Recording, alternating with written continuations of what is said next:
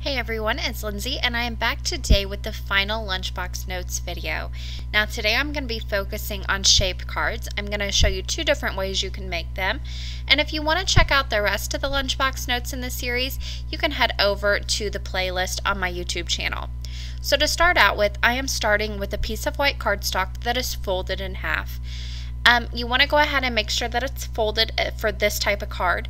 And then I am coming in with a 2.5-inch circle die. This can be any shape die, it works the same way. You just want to make sure that when you lay this on top of your cardstock that the top cutting line is above that fold line. You don't want to cut that fold at all because that's what's going to hold your card together. I'll go ahead and run this through my die cutting machine. And then when I pull it out, you will see that the top of it has stayed together and I've got a card base ready to go. I don't have to do anything more to it. I do want to mention that a piece of washi tape or painter's tape to hold this in place is really beneficial. I'll go ahead and pull this off. You want to do it slowly so you don't rip your card base. And that top is still together, so when I open this up, on the inside it is still connected and that card base is ready to go. Now, if by chance you mess up and you end up with two circle die cuts, I'll show you how you can create a card base like that as well. So for this one, I'm just going to lay the circle die on two pieces of cardstock. There's no fold at all, and I will go ahead and just put on my top cutting plate there, and I will run this through my die cutting machine as well. Now when this comes out, I'll have two die cuts. But really quick, I want to go ahead and show you that this first technique works with any type of die. I've got this little milk jug die. This is from W+9. And I've also got a piece of white cardstock, and where I'm lining that up, it is folded in half. I'll go ahead and line this die up and make sure that that top cutting line is not below that fold.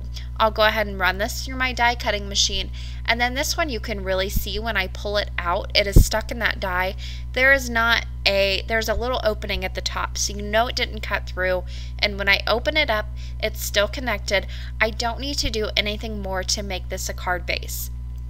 However, I want to show you another way in case you mess up, so I'll just cut this same die again from two pieces of cardstock. There's no fold in this. They're going to come out as two separate die cuts. And you can see when I pull this out, there are those die cuts. They're connected a little bit because this did do such a good job die cutting. But I've got two separate die cuts. So for the ones that you have two separate die cuts, you could use a scoring tool for this. You could just use your bone folder, or you could just use your fingers. I'm using my my Fiskars paper trimmer because it has a groove in it. I use it as my scoring tool as well. I'm going to line up the top of this die cut right on that 1/4 inch line. I'll use my bone folder to go ahead and make a nice crease line in there, and then that's going to go ahead and allow me to fold this card. I'll do the same thing on the circle, lining it up with that 1/4 inch mark on just one of the die cuts. Now the one with that I put the crease in, I'm going to go ahead and add some double-sided adhesive right above that crease line that I made. So I'm just using some paper adhesive. This is double-sided. It's the kind you remove the backing paper. I use it all the time. And this is really thin, 1/8 of an inch, I believe. I'll go ahead and press that down. I'll peel the backing paper off, and then I'll go ahead and line up the top die cut that does not have a crease mark in it at all, so the top of your card front will stay nice and clean. I'll line this up with that back one that has the crease, and then I'll just press down on the top to make sure that that adheres really well. You're going to do the same thing on the circle one, or if you want to make any kind of other shape cards, this is how you can do it as well. I'll just line those two die cuts up and press that down with the adhesive between them, and that's going to allow you to create a card base that opens up. You do need to do one last step, which I'll show you here in just a second, or it'll be a little hard to open these cards. You just need to pop that open along that back crease line, and then use your bone folder, use a ruler, use a pencil, whatever you have on hand, and just make that crease nice and sharp, and unfold it and fold it a few times, and that'll make it easier for the recipient to go ahead and open this card. And there are two different ways that you can make shape cards. And for this, you do not have to make these small like I am here for Lunchbox Notes. You can think on a much larger scale and make these more normal A2 size cards as well. Any die cut will work for these techniques. So for this first card, I'm using circles, and I am using the Lawn Fawn Loads of Fun stamp set. I wanted to make sure that I used a stamp set that a lot of people would probably have, and this was one that was so popular when it was released. I'm sure a lot of people already have this one. So I use that I am missing you sentiment from the set, and I'm just going to go ahead and stamp that along the bottom quarter of each of these little circle cards. I'm using black dye ink for this stamping. And then I'm coming in with the sock outline, and I am stamping this in black dye ink as well. Now I'm going to switch over, and in this set they have a little sock that is completely filled in, and this I'm just going to use two different colors of dye ink. I'll start out with this Marina Mist from Stampin' Up, and I am just going to use this to color in these little socks, and this is going to allow me to give the socks some color without coloring them at all. This is such a great way to not have to do any coloring on these cards. As a matter of fact, I only do coloring on one of these little cards here. So I'll go ahead and stamp this last one with the blue, and then I'm going to switch over to some Limeade Ice. This is from Paper Tray Ink, and I will just go ahead and stamp that on the little sock that is on the right hand side. I wanted to make these last set of cards really nice and quick and easy without a lot of coloring. So I'll go ahead and stamp this second one, and then I'll go ahead and stamp the third one as well. And because these are clear stamps, these are so easy to look through and line up, and you'll get them pretty perfect every time. So Lawn Fawn always includes, most of the time, these little smiley faces. In this case they have a sad face as well. So I'm going to go ahead and put little sad faces in each of the socks. And this is just a really cute way to take this stamp set, which might not be great for kids, and really turn it around and animate it. So for my next card design, I need to mask off a 1/2 inch space for the sentiment. So what I'm doing is I'm taking a piece of painter's tape. I'm going to go ahead and line this up with the 1/2 inch mark on my paper trimmer here. Go ahead and close that and slice it off, and there I've got a 1/2 inch piece of painter's tape ready to be my little masking, and I don't need to go ahead and waste a whole thing of masking paper to cut that. This is a great way to get different sizes of painter's tape without having tons of rolls of it. So I went ahead and stamped that Loads of Fun sentiment. This is from the same stamp set that I used on the first card, and I am just going to go ahead then and tape that off and mask that sentiment off. Then I'll go ahead and use the laundry basket that has all the clothes in it, and I will go ahead and stamp that right in the center of the card, but because I masked off the sentiment, it won't stamp over that, so it will be easily read.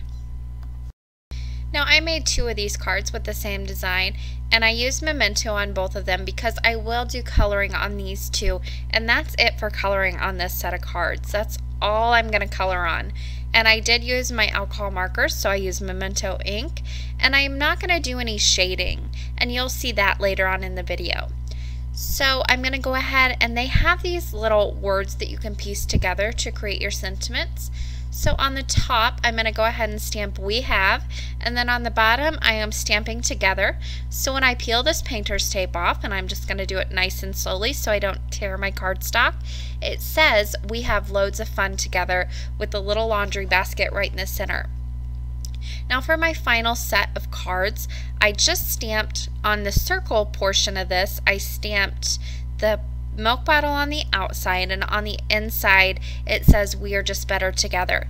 However, I also created some milk bottle shaped cards, so for those I'm going to keep it nice and simple.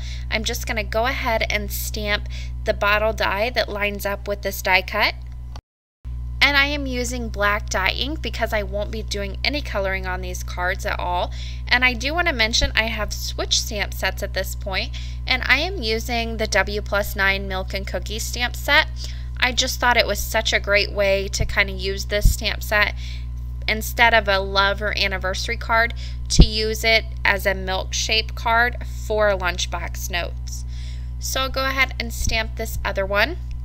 And again, I am using some painter's tape just to hold these down and in place while I stamp these. It just helps out a little bit. Now, whenever they designed the stamp set, whoever did it was genius. They made 2 sets of cookies. One set you could stamp and you could color it in if you wanted to. The other one is just completely black except for the part of the little Oreo cookie that would be white. So all I have to do is pick out the one where no coloring is involved, stamp this in black dye ink, and I am ready to go. There is no coloring at all necessary to make these little cookies what they're supposed to be. I'll go ahead and stamp this final one on the die cut, and then there is also a little wavy line included in the stamp set, and that is just to stamp right inside the bottle. You can tell there's liquid below that line, but again, it's milk, so it's going to be white, so no coloring involved. Now I'm just going to go ahead and on the shape cards and also on the circle cards, I'm just going to put a little foam dot on the back of the cookies and pop them up on top of the little milk bottle, and that will finish these really plain and simple cards off. And you can see these were so simple and quick to make. I made quite a few of these little guys here. It really took no time at all to get this done. So on the circle card, I'm just going to angle these a little bit more off to the right hand side because I have the room, and that finishes those off. Those are ready to go. Now for the Loads of Fun card, I did do just a little bit of coloring, but no shading. I'm just using one color for each little section I color, and I am just using the same color on each of the cards. So I have the purple out now. I'll use it on this card, move over to this card, and then I'll put the marker away, grab another one out, color both cards at the same time, and then put it away. And that makes things nice and simple and easy to clean up. I'll go ahead and finish coloring that in, and that will finish off the cards for today. I hope you all enjoyed the final Lunchbox Notes cards in this series, and I hope you guys enjoyed these shape card tutorials as well. And remember, you can take this up on the larger scale for an A2 size card as well. As always, I will leave you guys with just a few pictures.